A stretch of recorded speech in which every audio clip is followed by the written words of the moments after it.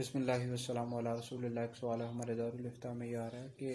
سورہ توبہ کے شروع میں بسم اللہ الرحمن الرحیم کیوں نہیں لکھی گئی، اور کیا ہم سورہ توبہ کے جب تلاوت شروع کریں تو بسم اللہ الرحمن الرحیم پڑھ سکتے ہیں یا نہیں؟ تو اس حوالے سے تفاسیر میں موجود ہے، تفسیر ساوی میں موجود ہے کہ نبی پاک علیہ الصلوۃ والسلام نے سورہ توبہ کے شروع میں بسم اللہ الرحمن الرحیم لکھنے کا حکم ہی نہیں دیا،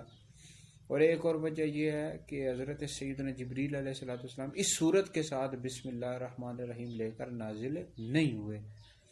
اور تیسری وجہ یہ ہے کہ چونکہ سورہ توبہ میں کفار کے ساتھ جنگ و جدال کا ذکر ہے، قتال کا ذکر ہے، اس وجہ سے اس سورت کے شروع میں بسم اللہ الرحمن الرحیم نہیں لکھی گئی۔ اور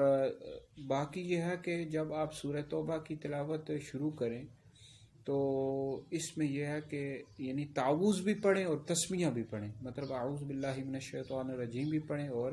بسم اللہ الرحمن الرحیم یہ دونوں پڑھیں۔ لیکن بہرحال اگر آپ تلاوت کر رہے تھے